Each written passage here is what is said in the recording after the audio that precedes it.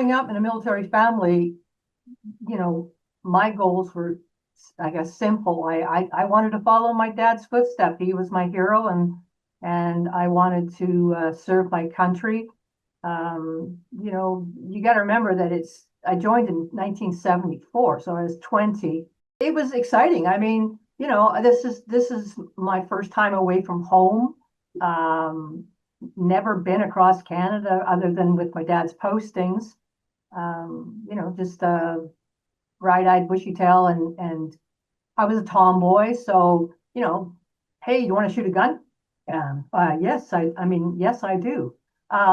Let's go crawl in the mud and have flares thrown at you because you're soldier crawling through mud and doing your basic training and Tarzan swings. And I mean, it was hard. It was hard, but it was really fun because it really pushed your limits. But yeah, I mean, the basic training was fun. I really enjoyed it until the investigation started. I was in the military for 6 years, and it started about 2 weeks into my basic training, and basically continued for my entire short-lived career. Fortunately, the worst of my purging was in the last 3 years. But yeah, I mean, I don't even know why it started. I mean, you know, in basic, I hadn't even kissed a boy, let alone a girl. And so suddenly they're asking me if I was a lesbian. And I'm like, I had no idea. I mean, you know, I don't know. What is that? Like I said, it was the first time I was away from home. I knew nothing. You know, the questions were shocking, intrusive, humiliating for sure. I mean, they were questioning me about how I masturbated and what I used, and they wanted to know what sexual acts and positions I had experienced in. I was a virgin, I was very shy back there. I had no idea what they were talking about. I was called a traitor to my country. I haven't done anything. I was a sexual deviant. This is what they were calling me. And, how do I feel? I was confused. I was depressed. I was ashamed. I was really angry, humiliated, abandoned, helpless. I don't know, suicidal, abused, and very alone because you just don't, you don't have a cell phone back then. So you just don't phone your mom and dad. My dad's in the military. You really think I'm going to phone and say, hi, Dad, I'm being investigated for being gay? And Chilliwack, that's where it would set me up for my PTSD and the depression for the rest of my life. I definitely lost my innocence and self-worth and confidence. I mean, they would call me anytime in the night. They would, I would get a call, report report to the such and such a room off base. And it could be 1 o'clock, 2 o'clock, 3 o'clock, 4 o'clock in the morning. Didn't matter to them. And they would just, go at it.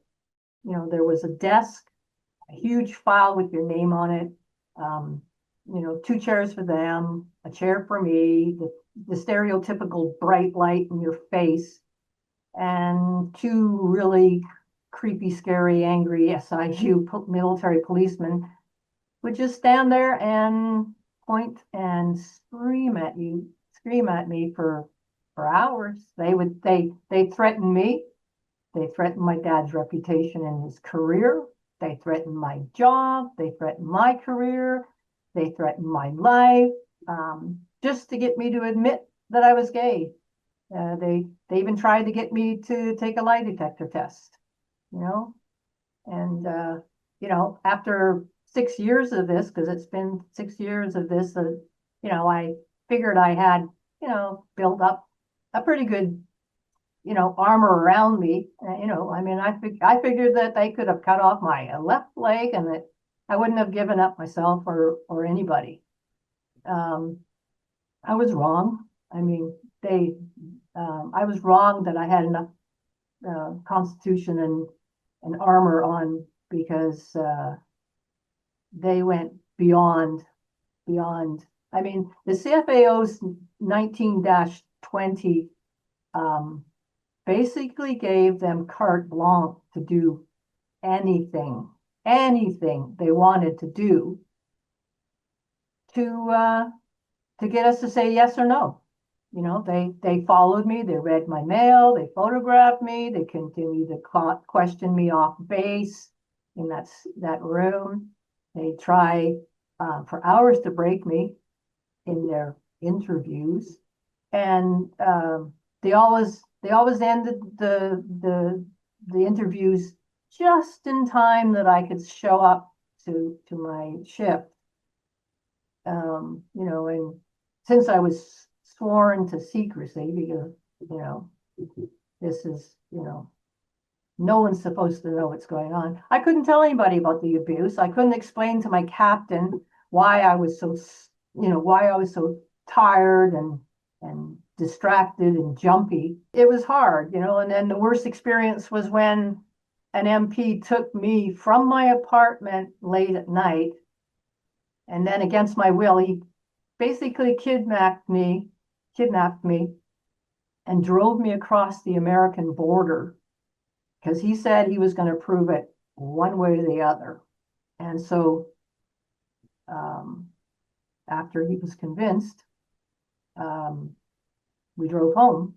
And after he had sexually assaulted me, I reported him to my captain. And they said his rank against mine, his word against mine. I was to soldier up and report for duty.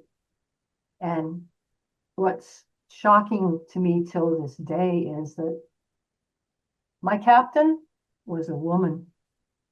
And all I can say is I hope that decision to do nothing that day haunts her to this very day. I hope it does, because, she could have stepped up. She could have stepped up and saved us, me, and probably a lot of other women that were going through this.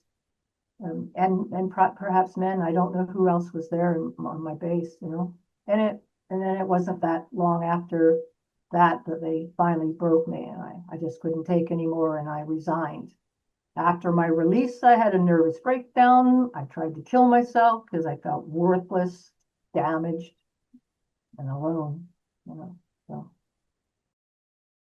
the Canadian Armed Forces was my life, my home, my job, my career, my friends. The Canadian Armed Forces told us what to wear, where we were going to live. It was our world, and you get out of the military. I had no job. I had no friends. I couldn't tell my family why I left the Canadian Armed Forces. I had to lie to them. I had to lie to everybody, and after you get out of the military, like, how do you get a job? My dad couldn't understand why I couldn't get a job as a medical assistant when I got out, because I was in the military for 6 years, for heaven's sakes. I should have a great resume. Oh, I had a great resume, except for the part which said that I was a traitor to the country and I was a sexual deviant and a pervert. So yeah, the purge took away any hope of me ever getting a decent career. Finding out that there was others who were purged changed everything for me. I mean, it up for 45 years, or it was my dirty little secret, Canada's dirty little secret, but it was my secret. And I've been keeping it to myself, thinking, Jesus, And when I found out there was others, I lost most of my hair from the stress, from the stress of the class action suit, the stress of knowing that others were hurt by the purge. I'm looking at this 20 to 26-year-old girl who was damaged, and I feel so broken for her. I just want to hug her, because she shouldn't have gone through that. None of us should have gone through that. We were kids signing on the dotted line to lay down our lives for our country. and to be betrayed so cruelly by our country. I'm a musician, and music kept me sane. And I'm a singer-songwriter, and recently I wrote a song for the Purge survivors called "We Are Strong." You asked me if I could go back into the military, and my answer is yes, without a doubt. Despite what my country did to me and thousands of others, I'm still a proud Canadian, and so yes, I would definitely get back in. And the reason why is because I swore an oath to serve my country. They are the ones that broke that oath, not me. And for the record, I am an LGBT Purge survivor, and I'm a proud Canadian Armed Forces veteran. And to the thousands of Purge survivors out there, thank you for your service. And remember, together we are strong, and you are never alone. Not anymore.